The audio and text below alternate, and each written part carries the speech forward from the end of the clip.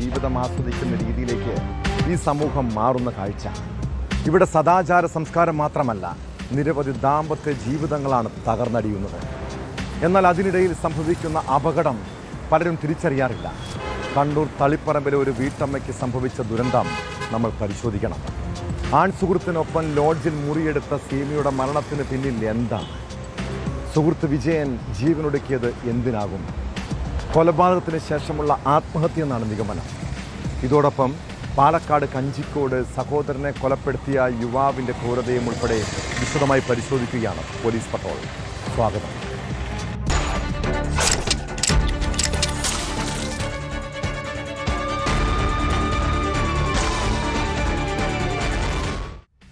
കണ്ണൂർ പറശ്ശിനിക്കടവിലെ സീമ എന്ന വീട്ടമ്മ നല്ലൊരു കുടുംബജീവിതം നയിച്ചിരുന്ന ഒരു സ്ത്രീയാണ്. അതിനിടെ 2 വർഷം മുൻപ് ഇവരുടെ ഭർത്താവ് മരിച്ചു. പിന്നീട് അയൽവാസിയായ വിജയനുമായി അടുപ്പത്തിലായി. ഭാര്യയും മക്കളുമുള്ള വിജയനുമായുള്ള സൗഹൃദം വഴിവിട്ട ബന്ധമായി വളർന്നു. സ്വന്തം മക്കളെയും കുടുംബത്തെയും എല്ലാം മറന്ന് ഇരുവരും കൂടുതൽ അടുത്തു. കഴിഞ്ഞ ദിവസം സീമയും വിജയനും ഇടയ്ക്ക് കാണാറുള്ളത് പോലെ പറശ്ശിനിക്കടവിലെ ലോഡ്ജിലെത്തി. വൈകുന്നേരമായപ്പോൾ വിജയൻ ലോഡ്ജിൽ നിന്നും പുറത്തിറങ്ങിയെങ്കിലും ഒപ്പം സീമയില്ല. ജീവനക്കാർ മുറിയിലെത്തി പരിശോധിച്ചപ്പോൾ വീട്ടമ്മ മരിച്ച നിലയിൽ. സുഹൃത്തിനെ തേടി അന്വേഷണം നടത്തിയപ്പോൾ അയാൾ മാട്ടൂളിലെത്തി തൂങ്ങി മരിച്ചതായി അറിഞ്ഞു. സീമയുടേത് കൊലപാതകമെന്നാണ് പ്രാഥമിക നിഗമനം. എന്നാൽ എന്തിനാണ് വിജയൻ ആ കടുംകൈ ചെയ്തതെന്ന് വ്യക്തമല്ല.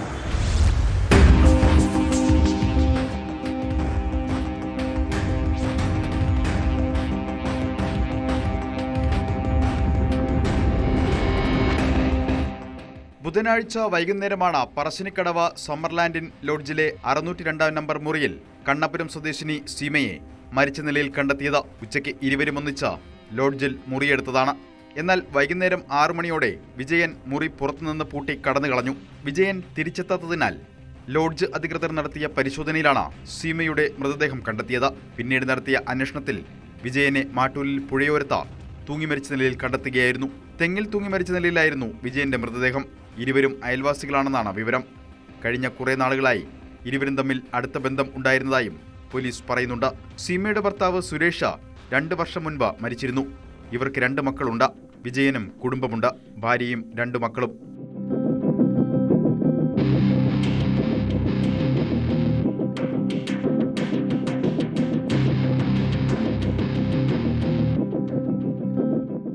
സീമയെ കൊലപ്പെടുത്തിയ ശേഷം വിജയൻ ജീവനൊടുക്കിയതാകാമെന്ന നിഗമനത്തിലാണ് പോലീസ് അന്വേഷണമെങ്കിലും മൃതദേഹത്തിൽ പാടുകളോ പിടിവലി നടന്നതിന്റെ ലക്ഷണങ്ങളോ ഇല്ല. അതിനാൽ തന്നെ മരണത്തിൽ വിശദമായ അന്വേഷണം പോലീസ് നടത്തുന്നുണ്ട്. മൃതദേഹങ്ങൾ പരിയാരം മെഡിക്കൽ കോളേജിൽ പോസ്റ്റ്മോർട്ടത്തിന് ശേഷം ബന്ധുക്കൾക്ക് വിട്ടുകൊടുത്തു. സീമയുടേത് കൊലപാതകമാണെന്നാണ് പോസ്റ്റ്മോർട്ടം റിപ്പോർട്ടിലെ പ്രാഥമിക നിഗമനം.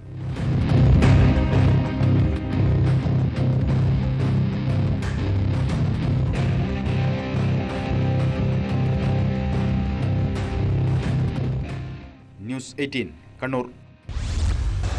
കുത്തഴിഞ്ഞ ജീവിതം നയിക്കുന്ന ചില മനുഷ്യരുണ്ട്. പതിവായി മദ്യപാനം, കള്ളുകുടിച്ചാൽ പ്രശ്നങ്ങൾ, പിന്നെ എല്ലാവരെയും ആക്രമിക്കുന്ന പ്രവണത. ഇവിടെ അച്ഛനെന്നോ സഹോദരനെന്നോ സുഹൃത്തുക്കളെന്നോ ഇല്ല. കൺമുന്നിൽ കാണുന്ന ആരെയും ആക്രമിക്കും. പാലക്കാട് കഞ്ചിക്കോട് മദ്യപാനത്തെ തുടർന്നുണ്ടായ തർക്കത്തിൽ ജ്യേഷ്ഠൻ അനുജനെ തല്ലിക്കൊന്ന സംഭവത്തെക്കുറിച്ചാണ് പറഞ്ഞു വരുന്നത്. കഞ്ചിക്കോട് വാട്ടർ ടാങ്ക് ജംഗ്ഷനിലെ തെരുവിൽ താമസിക്കുന്ന ബാബുവാണ് കൊല്ലപ്പെട്ടത്. ബാബുവിൻ്റെ സഹോദരൻ സതീഷിനെ വാളയാർ പോലീസ് അറസ്റ്റ് ചെയ്തു.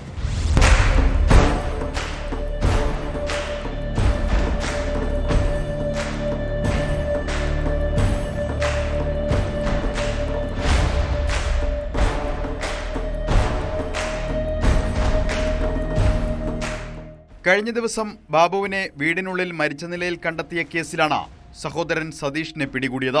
തമിഴ്നാട് സ്വദേശികളായ ബാബുവും സതീഷും കഴിഞ്ഞ 20 വർഷത്തോളമായി കുടുംബസമേതം കഞ്ചിക്കോടാണ് താമസം. കഴിഞ്ഞ ദിവസം ഇരുവരും ഒന്നിച്ചിരുന്ന് മദ്യപിക്കുകയും പ്രശ്നങ്ങളുണ്ടാവുകയും ചെയ്തു. അതിനിടെയാണ് ബാബുവിനെ കൊലപ്പെടുത്തിയത്. എന്നാൽ ആദ്യം സംഭവത്തെക്കുറിച്ച് വ്യക്തമായ വിവരം പോലീസിന് ലഭിച്ചിരുന്നില്ല. പിന്നീട് മൃതദേഹ പരിശോധനയിലാണ് ബാബുവിന്റെ ശരീരത്തിൽ മർദ്ദനമേറ്റ നിരവധി പാടുകൾ കണ്ടെത്തിയത്. ഇതോടെ ഇതൊരു കൊലപാതകമാണെന്ന് പോലീസ് സ്ഥിരീകരിക്കുകയും വിശദമായ അന്വേഷണം ആരംഭിക്കുകയും ചെയ്തു. അന്വേഷണത്തിനൊടുവിലാണ് സഹോദരൻ സതീഷിനെ പോലീസ് പിടികൂടിയത്.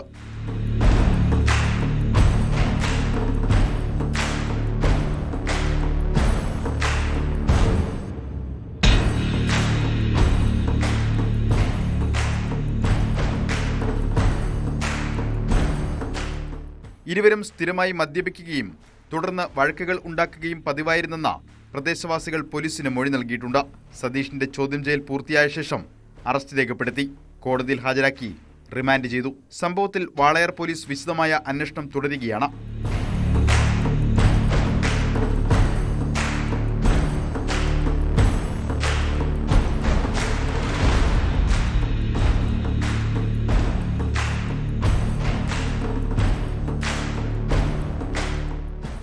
ന്യൂസ് 18 പാലക്കാട്. രാജ്യത്ത് വീണ്ടും മേഘാലയ മോഡൽ ഹണിമൂൺ കൊലപാതകം. രാജസ്ഥാൻ സ്വദേശിയായ നവവരൻ ഹണിമൂണിനിടെ വാഹനാപകടത്തിൽ മരിച്ചത് കൊലപാതകമെന്നാണ് പോലീസ് കണ്ടെത്തൽ. കാമുകനായ സഞ്ജുവിൻ്റെയും മറ്റ് 2 പേരുടെയും സഹായത്തോടെ ഭാര്യ അഞ്ജുവാണ് ഭർത്താവ് ആശിഷിനെ കൊലപ്പെടുത്തിയതെന്ന് പോലീസിൻ്റെ അന്വേഷണത്തിൽ തെളിഞ്ഞു. കാമുകനൊപ്പം ജീവിക്കാൻ വേണ്ടിയായിരുന്നു അരുൺ കൊല.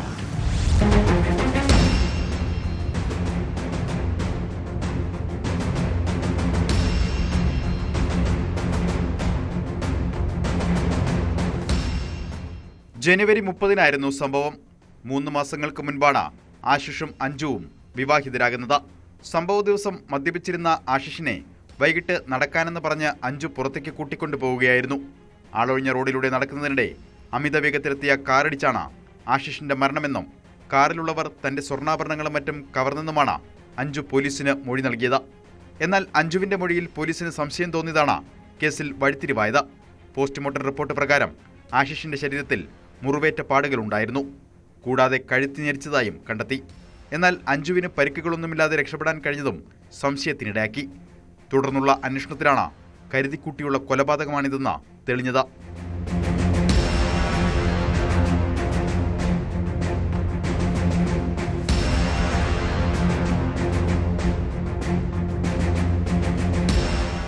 വിശദമായ അന്വേഷണത്തിന് ശേഷം തെളിവുകൾ ശേഖരിച്ച് നടത്തിയ ചോദ്യം ചെയ്യലിൽ അഞ്ജു കുറ്റം സമ്മതിക്കുകയായിരുന്നു.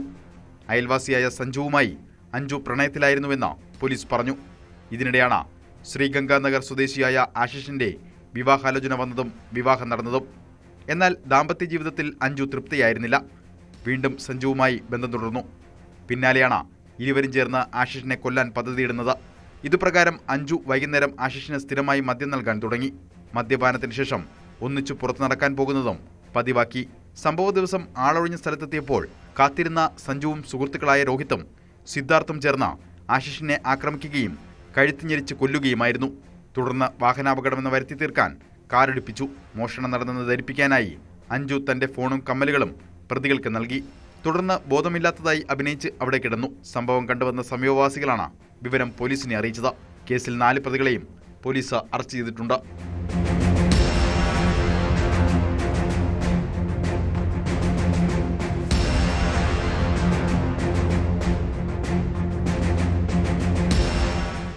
ന്യൂസ് 18 ജയ്പൂർ. മദ്യപാനം ആരോഗ്യത്തിന് ഹാനികരമാണെന്നും മദ്യപിച്ചുള്ള ഡ്രൈവിംഗ് കുറ്റകരമാണെന്നും എപ്പോഴും നമ്മൾ കേൾക്കാറുള്ളതാണ്. കള്ളുകുടിച്ച് ലക്കുകെട്ട് പോലീസിൻ്റെ മുന്നിൽപ്പെട്ടാലുള്ള അവസ്ഥ എന്തായിരിക്കും? പിന്നെ കേസും ക്ലാസും ഉപദേശവും മാത്രമല്ല, ചിലപ്പോൾ ലൈസൻസ് തന്നെ നഷ്ടപ്പെടാം. ഇങ്ങനെ നമ്മളെ നിയമം പഠിപ്പിക്കുന്ന പോലീസുകാർക്ക് ഈ നിയമമൊന്നും ബാധകമല്ലേ? മാവേലിക്കരയിൽ മദ്യലഹരിയിൽ ഒരു പോലീസുകാരൻ നടത്തിയ അപകടയാത്രയുടെ ദൃശ്യമൊന്ന് കാണാം. മാന്നാർ സ്റ്റേഷനിലെ ഉദ്യോഗസ്ഥനായ സ്വരാജാണ് ഔദ്യോഗിക വാഹനം അപകടകരമായി ഓടിച്ചത്. സംഭവത്തിൽ ആലപ്പുഴ ജില്ലാ പോലീസ് മേധാവി ചെങ്ങന്നൂർ ഡിവൈഎസ്പിയോട് റിപ്പോർട്ട് തേടിയിട്ടുണ്ട്.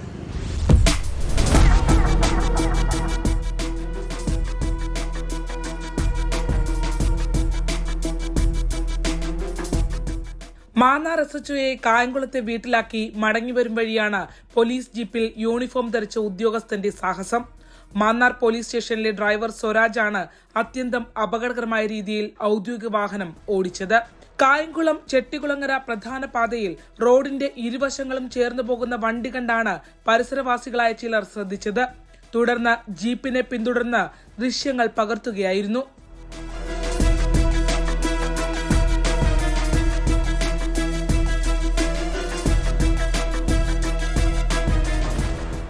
മാവേലിക്കര ഭാഗത്തെത്തിയപ്പോൾ വാഹനം ഒരു സൈഡിലേക്ക് ഒതുക്കി. തുടർന്ന് ജീപ്പിൽ നിന്ന് സ്വരാജ് ഛർദ്ദിച്ചു. പിന്നീട് ഇയാൾ ബോധരഹിതനായി ജീപ്പിൽ തന്നെ കിടക്കുകയായിരുന്നു.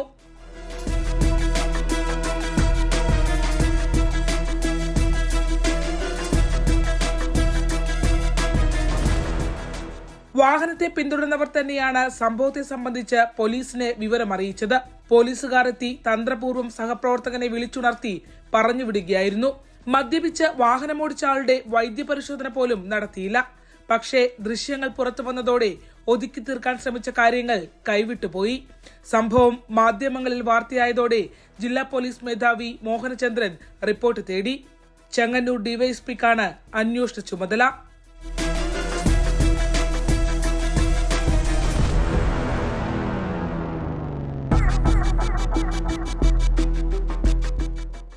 ന്യൂസ് 18 ആലപ്പുഴ.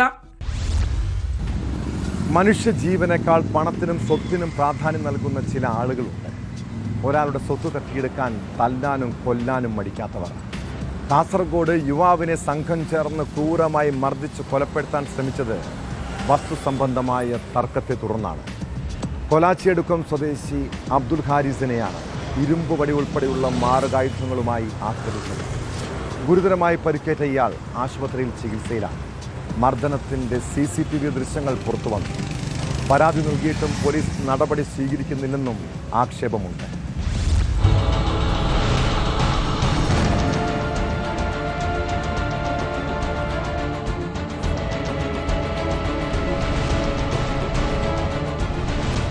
പിതാവിന്റെ സ്വത്ത് തട്ടിയെടുക്കാൻ ശ്രമിച്ചത് ചോദ്യം ചെയ്തതിൽ പ്രകോപിതരായാണ് സഹോദരങ്ങളായ 3 അംഗ സംഘം അബ്ദുൽ ഹാരിസിനെ ആക്രമിച്ചതെന്നാണ് പറയുന്നത്.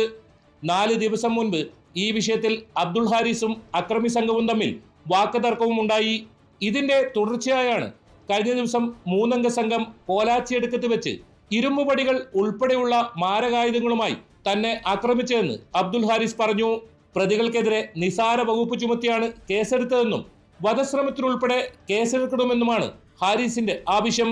പ്രതികൾ ഇപ്പോഴും നാട്ടിൽ വിലസുകയാണെന്നും നാടിന്റെ സമാധാനത്തിന് തന്നെ ഭീഷണിയായ സംഘത്തിനെതിരെ പോലീസ് ശക്തമായ നടപടി സ്വീകരിക്കണമെന്നും അബ്ദുൽ ഹാരിസ് ആവശ്യപ്പെടുന്നു.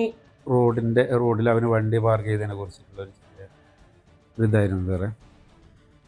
പിന്നെ ആ വാക്ക് തർക്കം കൊണ്ട് അവന് വല്ലാതെ ദേഷ്യപ്പെട്ട് കുറേ തെറിയൊക്കെ പറഞ്ഞു. പിന്നെ എൻ്റെ സ്വത്ത്, എൻ്റെ ഉപ്പാൻ ഒരുപാട് ബുദ്ധിമുട്ടായിരുന്നു. സ്വത്ത് കയ്യാറാൻ ശ്രമിക്കുന്നു. നാട്ടിലൊരു ഒരു ക്രിമിനലാണ്. അവനും അവൻ്റെ 2 അനിയന്മാരും ക്രിമിനലാണ്. പൊതുവെ അവർ ഒരു ഗുണ്ട സ്റ്റൈൽ തന്നെ. പിന്നെ രാഷ്ട്രീയം യൂസ് ചെയ്യുന്നുണ്ട്. അവർ സ്വാധീനം ചെലുത്തിയിട്ടാണ്. പ്രത്യേകിച്ചിട്ട് അവർക്ക് നമ്മൾ ഈ സ്വത്ത് കയ്യേറാനൊക്കെ ശ്രമിക്കുന്നുള്ളത് വലിയ ഓഫീസ് നമ്മളെ ഈ ഉദ്യോഗസ്ഥന്മാരൊക്കെ അവന് കൂട്ടു നിൽക്കുന്നുണ്ട്. എനിക്ക് സംരക്ഷണമാണ്, എനിക്ക് ഇത്ര പറയാനുള്ളത് സംരക്ഷണമാണ്. കാരണം ഏത് ഭാഗത്തായും പ്രശ്നം, എനിക്ക് സംരക്ഷണമാണ്. മർദ്ദനത്തിൽ ഗുരുതരമായി പരിക്കേറ്റ അബ്ദുൽ ഹാരിസ് ചെർക്കളയിലെ സ്വകാര്യ ആശുപത്രിയിൽ ചികിത്സയിലാണ്. ക്രൂരമായ മർദ്ദനത്തിൽ തലയ്ക്കും ദേഹമാസകലവും പരിക്കേറ്റിട്ടുണ്ട്. മൂക്കിന്റെ പാലം തകരുകയും ചെയ്തു. 3 അംഗ സംഘം അബ്ദുൽ ഹാരിസിനെ ക്രൂരമായി മർദ്ദിക്കുന്നതിന്റെ CCTV ദൃശ്യങ്ങളും പുറത്തു വന്നിട്ടുണ്ട്.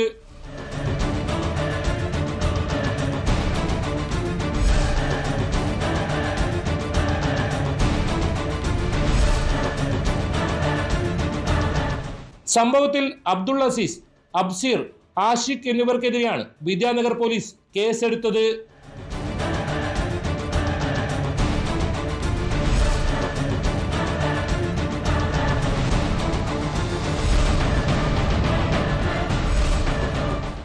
ന്യൂസ് 18 കാസർഗോഡ്.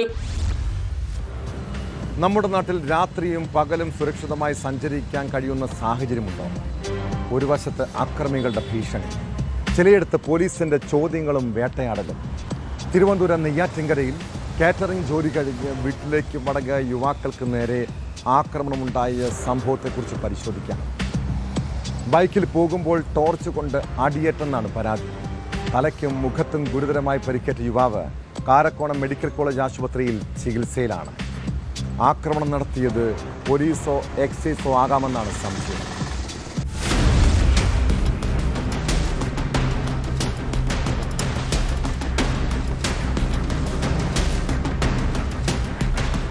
രാത്രി 10 മണിയോടെ നെയ്യാറ്റിൻകര കുന്നത്തുകാൽ മണിനാടിന് സമീപത്താണ് സംഭവം.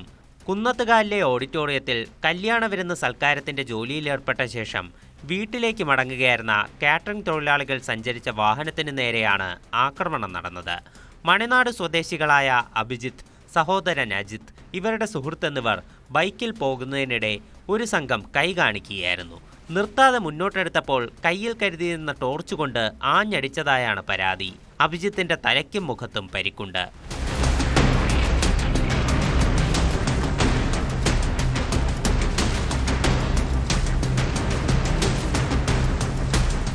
ആക്രമണം നടത്തിയത് പോലീസോ എക്സൈസോ ആകാമെന്നാണ് സംശയം. എന്നാൽ ഇക്കാര്യത്തിൽ സ്ഥിരീകരണമുണ്ടായിട്ടില്ല. അഭിജിത്തിനെ കാരക്കോണം മെഡിക്കൽ കോളേജ് ആശുപത്രിയിൽ പ്രവേശിപ്പിച്ചു. സംഭവത്തിൽ പോലീസിൽ പരാതി നൽകാൻ ഒരുങ്ങുകയാണ് യുവാക്കൾ.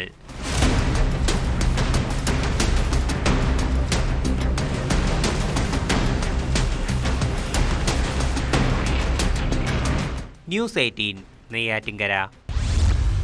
കൊച്ചുകുട്ടികൾ ലൈംഗിക ചൂഷണത്തിന് ഇരകളാകുന്നുണ്ടെങ്കിൽ അതിന് ഉത്തരവാദികൾ ആരാണ്? പല കേസുകൾ പരിശോധിച്ചാലും കുട്ടികൾക്ക് നേരെയുള്ള അതിക്രമങ്ങൾ കൂടുതലും നടക്കുന്നത് വീടുകളിലാണ്. ബന്ധുക്കളോ അയൽവാസികളോ കുടുംബവുമായി അടുത്ത ബന്ധമുള്ളവരോ വില്ലൻ്റെ വേഷത്തിലെത്താം. കോഴിക്കോട് 9 വയസ്സുകാരിയെ പീഡിപ്പിച്ചത് കുടുംബ സുഹൃത്താണ്. സ്കൂളിലെ കൗൺസിലിംഗിലാണ് ഞെട്ടിപ്പിക്കുന്ന വിവരം പുറത്തു വന്നത്. സംഭവത്തിൽ RSS പ്രവർത്തകനായ മുക്കം സ്വദേശി ബാബുരാജിനെ പോലീസ് അറസ്റ്റ് ചെയ്തു.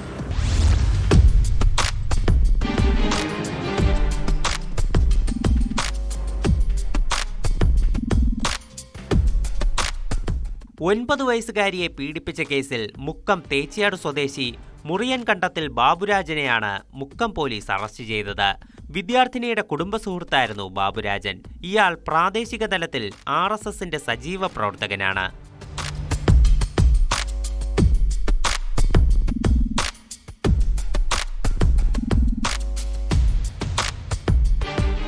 സ്കൂളിൽ വെച്ച് വിദ്യാർത്ഥിനിയുടെ സ്വഭാവമാറ്റത്തിൽ സംശയം തോന്നി നടത്തിയ കൗൺസിലിംഗിലാണ് ഞെട്ടിക്കുന്ന വിവരം പുറത്തറിഞ്ഞത്.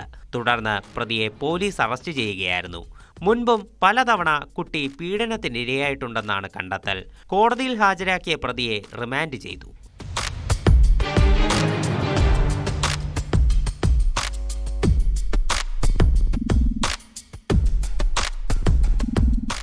ന്യൂസ് 18 മുക്കം. പത്രദൃശ്യ മാധ്യമങ്ങൾ തുറന്നാൽ ഓൺലൈൻ തട്ടിപ്പുകളെക്കുറിച്ചുള്ള വാർത്തകൾ കേൾക്കാത്ത ദിവസമുണ്ടാകില്ല. വെർച്വൽ അറസ്റ്റിനെ കുറിച്ച് അറിയാത്ത മലയാളികളും കുറവാണ്. പിന്നെ എന്തുകൊണ്ടാണ് വീണ്ടും തട്ടിപ്പുകൾ വർദ്ധിക്കുന്നത്? എങ്ങനെയാണ് പലരും ചതിക്കപ്പെടുന്നത്?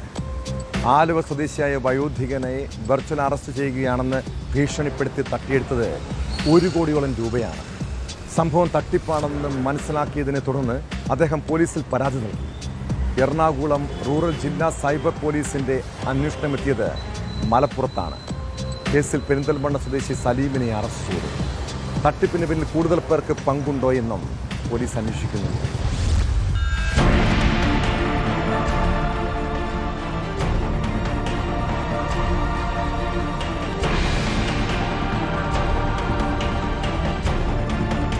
കേന്ദ്ര അന്വേഷണ ഏജൻസിയിലെ ഉദ്യോഗസ്ഥനാണെന്ന് പരിചയപ്പെടുത്തിയാണ് വയോധികരുമായി ബന്ധപ്പെട്ടത്.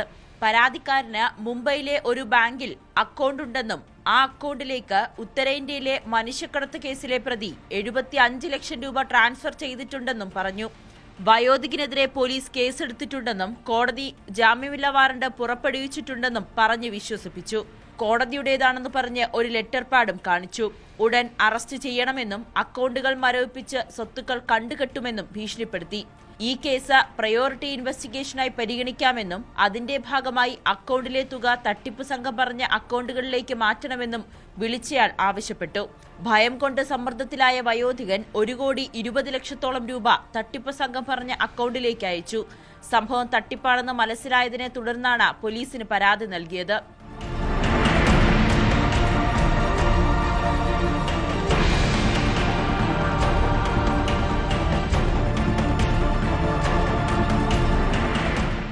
ആലുവ സൈബർ പോലീസിന്റെ അന്വേഷണത്തിൽ മലപ്പുറത്തു നിന്നാണ് പ്രതിയെ പിടികൂടിയത്. പ്രതിയുടെ ബാങ്ക് അക്കൗണ്ടിലൂടെ ലക്ഷങ്ങളുടെ ഇടപാടാണ് നടന്നിട്ടുള്ളതെന്ന് കണ്ടെത്തി.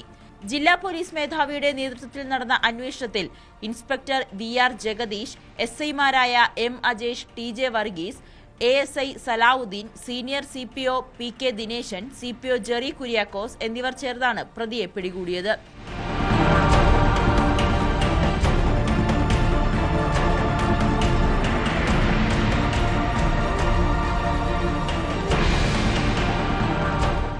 ന്യൂസ് 18 കൊച്ചി.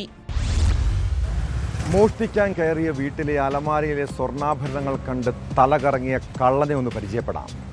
തിരുവനന്തപുരം കലിയൂർ സ്വദേശി ശ്രീകാന്താണ് മോഷണ സമയത്തെ അനുഭവം പോലീസിനോട് വിവരിച്ചത്. കാട്ടാക്കട സ്വദേശി ഷൈനിൻ്റെ വീട്ടിൽ നിന്ന് 72 പവൻ സ്വർണം കവർന്ന കേസിൽ അറസ്റ്റിലായ ശ്രീകാന്ത് തെളിവെടുപ്പിനിടെയാണ് സ്വർണം കണ്ട് തലയ്ക്ക് ബോധക്കേടുണ്ടായെന്ന് തുറന്നു പറഞ്ഞത്. ബൈക്ക് മോഷണ കേസിൽ ഫോർട്ട് പോലീസിന്റെ പിടിയിലായതോടെയാണ് കാട്ടാക്കട കവർച്ചയും പ്രതി വെളിപ്പെടുത്തിയത്. ഇയാൾ നിരവധി മോഷണ കേസുകളിൽ പ്രതിയാണ്.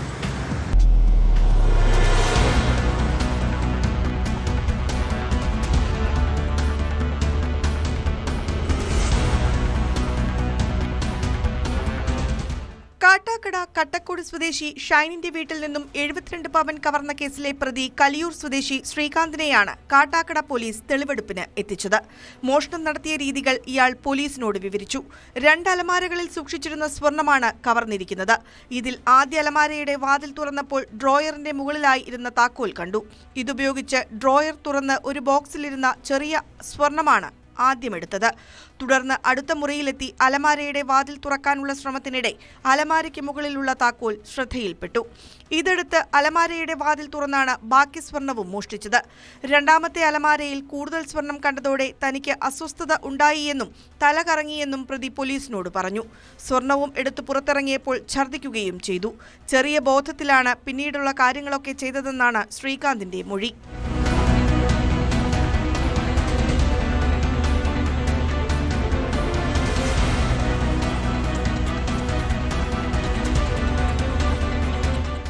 വീടിന്റെ പ്രധാന വാതിലാണ് ആദ്യം കുത്തിപ്പൊളിക്കാൻ ശ്രമിച്ചത്. ഇത് കഴിയാതെ വന്നതോടെയാണ് മറ്റൊരു വശത്തുള്ള വാതിൽ ശ്രദ്ധയിൽപ്പെടുന്നതും അത് കുത്തിപ്പൊളിക്കുന്നതും.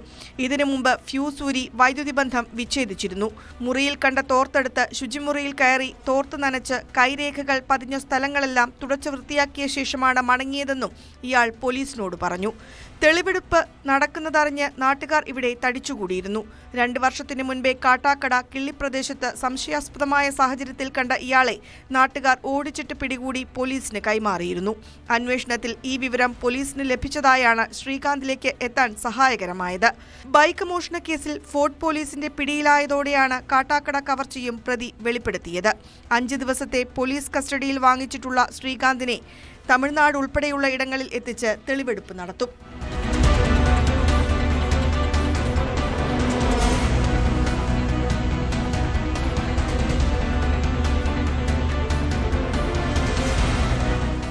ന്യൂസ് 18 നെയ്യാറ്റിൻകര. ഉത്സവങ്ങളും ആഘോഷങ്ങളും നടക്കുമ്പോൾ അവിടെ മോഷണ സംഘങ്ങൾ എത്തുന്നത് സർവ്വസാധാരണമാണ്. തിരക്കുള്ള സ്ഥലങ്ങളിൽ സ്വർണവും പണവും മോഷ്ടിക്കുന്നത് ആളുകൾ തിരിച്ചറിയില്ല. പിടിക്കപ്പെടുന്നതും അത്യപൂർവമായിരിക്കും.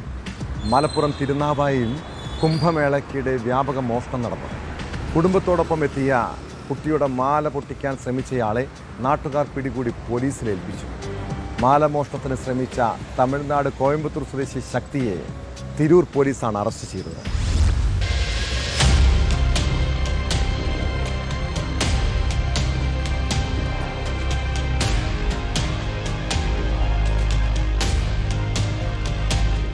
തിരുനാവായയിൽ 3 ആഴ്ചയോളമായി നടന്നുവന്ന കേരള കുംഭമേളയുടെ അവസാന ദിവസം മേളയ്ക്ക് കുടുംബത്തോടൊപ്പമെത്തിയ 2 വയസ്സുകാരിയുടെ കഴുത്തിൽ നിന്നാണ് മാല പൊട്ടിക്കാൻ ശ്രമം നടന്നത്. മാല മോഷണത്തിന് ശ്രമിച്ച തമിഴ്നാട് കോയമ്പത്തൂർ സ്വദേശി ശക്തിയെ തിരൂർ പോലീസ് അറസ്റ്റ് ചെയ്തു. മാല കവർന്ന് രക്ഷപ്പെടാൻ ശ്രമിച്ച ശക്തിയെ നാട്ടുകാർ പിടികൂടി പോലീസിൽ ഏൽപ്പിക്കുകയായിരുന്നു.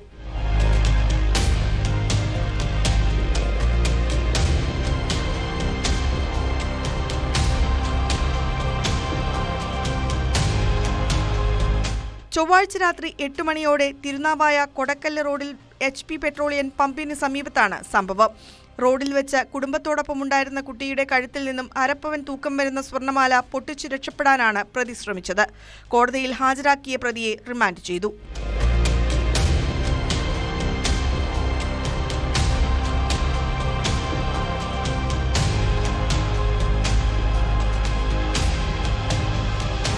ന്യൂസ് 18 തിരൂർ.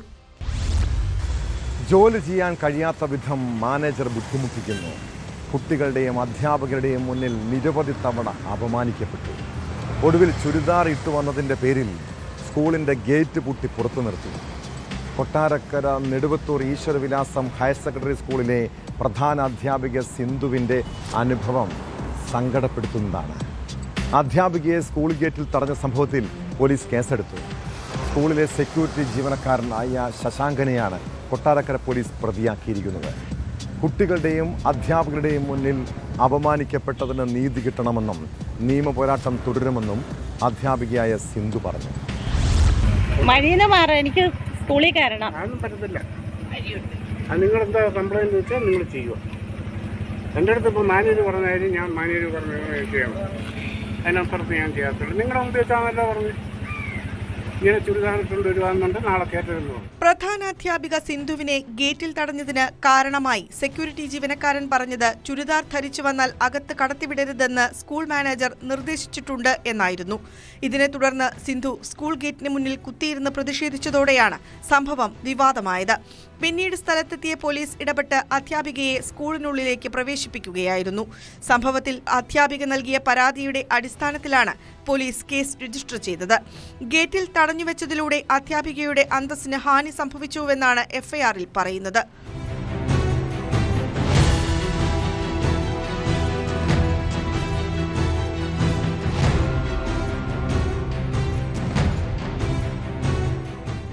അധ്യാപികമാർ നിർബന്ധമായും സാരി ധരിക്കണമെന്ന നിയമമോ സർക്കാർ ഉത്തരവോ ഇല്ലെന്നും ജോലി ചെയ്യാൻ കഴിയാത്ത വിധം മാനേജ്മെന്റ് നിരന്തരം സമ്മർദ്ദം ചെലുത്തുകയാണെന്നും സിന്ധു പറഞ്ഞു. നീതി ലഭിക്കും വരെ നിയമ പോരാട്ടം തുടരുമെന്നും സിന്ധു വ്യക്തമാക്കി. പിന്നെ കുട്ടികളുടെ മുമ്പിൽ വെച്ച് അത്തരം പ്രവർത്തികൾ കാണിക്കുമ്പോൾ നമുക്ക് മാനസികമായിട്ട് വളരെ ബുദ്ധിമുട്ടല്ലേ. എനിക്ക് മുമ്പ് ഇതുപോലുള്ള പ്രശ്നങ്ങൾ ഉണ്ടായിട്ടുണ്ട്, ബുദ്ധിമുട്ടിക്കലുണ്ട്. മനേരുടെ ഓഫീസിൽ വിളിച്ച് എന്നെ വഴക്ക് പറഞ്ഞിട്ടുണ്ട്. അതിന് പരാതി ഞാൻ വിദ്യാഭ്യാസ വകുപ്പിൽ കൊടുത്തിട്ടുണ്ട്. എനിക്ക് സമാധാനമായിട്ടും സ്വസ്ഥമായിട്ടും എനിക്ക് സ്കൂളിൽ ജോലി ചെയ്യണം, എനിക്ക് നീതി കിട്ടണം. അറസ്റ്റ് ചെയ്ത സെക്യൂരിറ്റി ജീവനക്കാരൻ ശശാങ്കനെ സ്റ്റേഷൻ ജാമ്യത്തിൽ വിട്ടയച്ചു. തുടർന്ന് മാനേജ്മെന്റ് ജോലിയിൽ നിന്ന് പിരിച്ചുവിടുകയും ചെയ്തു. അതേസമയം അധ്യാപകർ ഏത് വസ്ത്രം ധരിച്ച് സ്കൂളിലെത്താമെന്നും ചുരിദാർ ധരിച്ചതിന്റെ പേരിൽ പ്രധാന അധ്യാപികയെ തടയാൻ താൻ നിർദ്ദേശം നൽകിയിട്ടില്ലെന്നുമാണ് സ്കൂൾ മാനേജറുടെ വിശദീകരണം.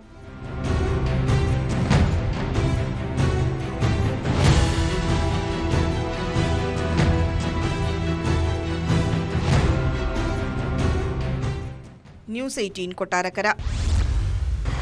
ശബരിമല സ്വർണ്ണക്കൊള്ളക്കേസിലെ മുഖ്യ സൂത്രധാരൻ ഉണ്ണികൃഷ്ണൻ പോറ്റി ഒടുവിൽ ജാമ്യം കിട്ടി ജയിലിൽ നിന്ന് പുറത്തിറങ്ങിയിരിക്കുന്നു. അറസ്റ്റിലായി 90 ദിവസം കഴിഞ്ഞിട്ടും കുറ്റപത്രം സമർപ്പിക്കാത്തതിനെ തുടർന്ന് കട്ടിളപ്പാളി കേസിലും കൊല്ലം വിജിലൻസ് കോടതി പ്രതിക്ക് സ്വാഭാവിക ജാമ്യം അനുവദിക്കുകയായിരുന്നു. നേരത്തെ ദ്വാരപാലകപാളി കേസിലും ഇയാൾക്ക് ജാമ്യം ലഭിച്ചിരുന്നു. സാക്ഷികളെ സ്വാധീനിക്കരുതെന്നതുൾപ്പെടെയുള്ള കർശന ഉപാധികളോടെയാണ് ജാമ്യം. അതേസമയം അറസ്റ്റിലായ തന്ത്രി കണ്ഠരര് രാജീവര് പണം നിക്ഷേപിച്ച തിരുവല്ലയിലെ ധനകാര്യ സ്ഥാപനത്തിൽ ഇ ഡി റെയ്ഡ് നടത്തി. സ്വർണ്ണക്കൊള്ളയുമായി ബന്ധപ്പെട്ടാണോ റെയ്ഡെന്ന് സ്ഥിരീകരിച്ചിട്ടില്ല.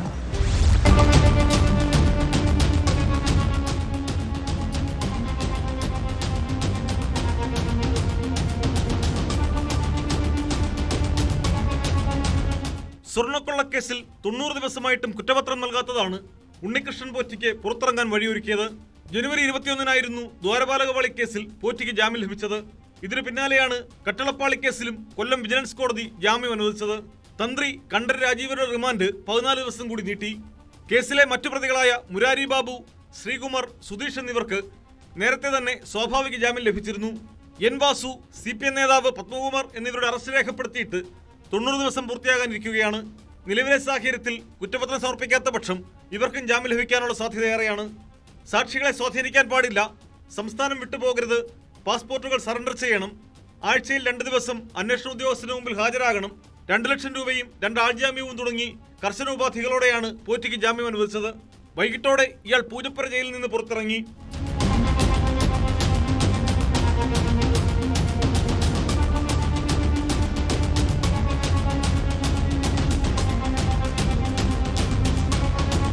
ഇ ഡി ഉടൻ തന്നെ ഉണ്ണികൃഷ്ണൻ പോറ്റിയെ ചോദ്യം ചെയ്തേക്കും. പോറ്റിയുടെ 1,30,00,000 രൂപയുടെ സ്വത്തുവകകൾ ഇ ഡി നേരത്തെ മരവിപ്പിച്ചിരുന്നു. അതിനിടെ തന്ത്രി കണ്ഠരര് രാജീവര് പണം നിക്ഷേപിച്ച നെടുമ്പറമ്പിൽ ക്രെഡിറ്റ് സിൻഡിക്കേറ്റിൽ ഇ ഡി റെയ്ഡ് നടത്തി. തിരുവല്ല KSRTC ബസ് സ്റ്റാൻഡിന് സമീപമുള്ള ഓഫീസിലും സ്ഥാപന ഉടമ NM രാജുവിന്റെ വീട്ടിലുമാണ് പരിശോധന നടന്നത്. നെടുമ്പറമ്പിൽ ഫിനാൻസിൽ തന്ത്രി 2.5 കോടി രൂപ നിക്ഷേപിച്ചിരുന്നതായാണ് വിവരം. സ്ഥാപനം സാമ്പത്തിക പ്രതിസന്ധിയിലായി ഉടമ അറസ്റ്റിലായിട്ടും തന്ത്രി പരാതി നൽകിയിരുന്നില്ല. ക്രമക്കേടുകൾ സംബന്ധിച്ച നിരവധി രേഖകൾ റെയ്ഡിൽ പിടിച്ചെടുത്തതായാണ് വിവരം. അതേസമയം സ്വർണ്ണക്കൊള്ളയുമായി ബന്ധപ്പെട്ട റെയ്ഡല്ല, സ്ഥാപനവുമായി ബന്ധപ്പെട്ട സാമ്പത്തിക തിരിമറിയാണ് പരിശോധിക്കുന്നതെന്നാണ് ED വൃത്തങ്ങൾ നൽകുന്ന സൂചന.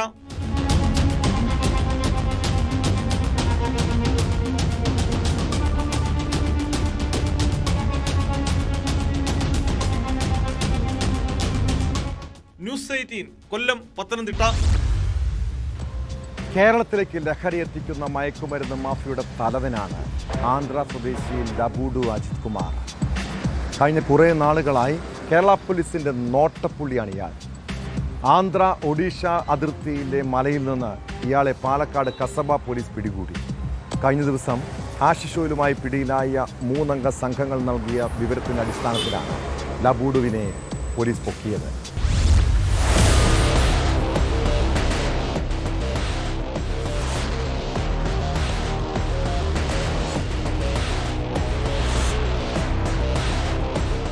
കഴിഞ്ഞ മാസം പാലക്കാട് പുതുശ്ശേരിയിൽ 2 കിലോ ഹാഷിഷ് ഓയിൽ പിടികൂടിയ കേസിൽ പ്രധാനിയാണ് ലബഡു അജിത് കുമാർ. ചരക്ക് ലോറിയിൽ ഹാഷിഷ് ഓയിലുമായി എത്തി പിടിയിലായ 3 അംഗ സംഘം നൽകിയ വിവരപ്രകാരമാണ് ലബഡുവിനെ പോലീസ് കണ്ടെത്തിയത്.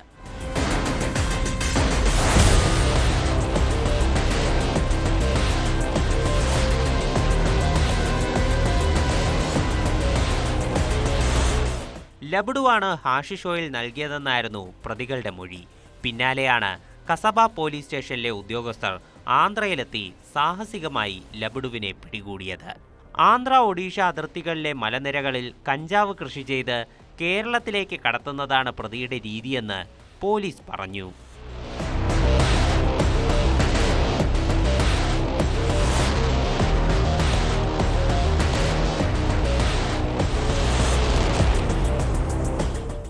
ന്യൂസ് 18 പാലക്കാട്. കുറ്റകൃത്യങ്ങളുടെ മറ്റു ചില വാർത്തകൾ ചുരുക്കത്തിൽ. തിരുവനന്തപുരം പാപ്പനംകോട് തൂക്കുവിള അനന്തനാഗരാജാവ് ക്ഷേത്രത്തിൽ കാണിക്കവഞ്ചി മോഷണം. കഴിഞ്ഞ ദിവസം പുലർച്ചെ നടന്ന മോഷണത്തിന്റെ ദൃശ്യങ്ങൾ പുറത്ത്. ബംഗളൂരുവിൽ നിന്നും കേരളത്തിലേക്ക് MDMA എത്തിക്കുന്ന മുഖ്യപ്രതിയെ പാറശാല പോലീസ് പിടികൂടി. പിടിയിലായത് പൂവച്ചൽ കൊണ്ണിയൂർ സ്വദേശി ഷൈജു മാലിക്. നെടുമങ്ങാട് 1 മാസത്തിനിടെ 42ഓളം വാഴക്കുലകൾ മോഷ്ടിച്ചവരെ CCTVയുടെ സഹായത്തോടെ കുടുക്കി. പിടിയിലായത് നെടുമങ്ങാട് സ്വദേശികളായ ഹരീഷ്, തുളസീധരൻ, ആരനാട് താമസിക്കുന്ന സലീം എന്നിവർ. പുനലൂർ റെയിൽവേ സ്റ്റേഷൻ വഴി 10 കിലോയോളം കഞ്ചാവ് കടത്തിയ കേസിൽ ബംഗാൾ സ്വദേശി മോട്ടിയൂർ ഷേഖിന് 5 വർഷം കണ്ണുതടവും 50,000 രൂപ പിഴയും ശിക്ഷ. കൊല്ലം 1ാം അഡീഷണൽ സെഷൻസ് ജഡ്ജി PN വിനോദാണ് ശിക്ഷ വിധിച്ചത്. വാളയാർ വടക്കഞ്ചേരി ദേശീയപാതയിൽ തണ്ണിമത്തൻ കൊണ്ടുപോകുന്ന മിനി ലോറിയിൽ ഒളിപ്പിച്ച് കടത്താൻ ശ്രമിച്ച സ്ഫോടക വസ്തുക്കൾ പിടികൂടി. ലോറി ഡ്രൈവർ തമിഴ്നാട് സ്വദേശി സെന്തിൽകുമാർ കസ്റ്റഡിയിൽ. കുട്ടികൾക്ക് ആത്മഹത്യാ പ്രവണത ഉണ്ടാകാറുണ്ടോ? കുഞ്ഞു മനസ്സല്ലേ, അവർക്ക് എന്താണ് ഇത്ര ടെൻഷനും സമ്മർദ്ദവുമെന്ന് ചിലപ്പോൾ നമുക്ക് തോന്നാം. എന്നാൽ മുതിർന്നവരെ പോലെ കുട്ടികളും വലിയ മാനസിക പ്രയാസങ്ങളിലൂടെയാണ് കടന്നു പോകുന്നത്. വീട്ടിലെ പ്രശ്നങ്ങൾ, മാനസികവും ശാരീരികവുമായ പീഡനങ്ങൾ, വീട്ടുകാരിൽ നിന്നും സുഹൃത്തുക്കളിൽ നിന്നുമുള്ള ഒറ്റപ്പെടൽ, പഠന സമ്മർദ്ദം, പ്രണയബന്ധങ്ങൾ, അങ്ങനെ പറയാൻ കാരണങ്ങൾ കുറേയുണ്ട്.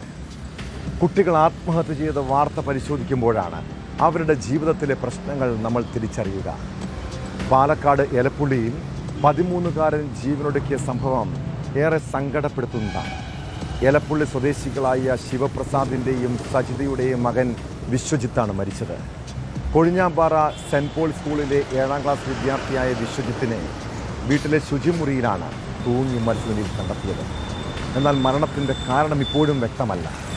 പക്ഷെ അവൻ്റെ മനസ്സിനെ നൊമ്പരപ്പെടുത്തിയ എന്തേലും കാരണമുണ്ടാകുമല്ലേ? മാതാപിതാക്കൾ മക്കളുടെ ഇടയ്ക്കൊക്കെ വിശേഷങ്ങൾ ചോദിക്കണം കേട്ടോ. അവരുടെ സങ്കടങ്ങൾ കേൾക്കണം, ഒന്ന് ചേർത്ത് പിടിക്കണം.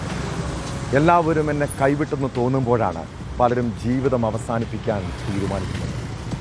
ഇതോടെ പോലീസ് പെട്രോൾ പോകുന്നു. നമസ്കാരം.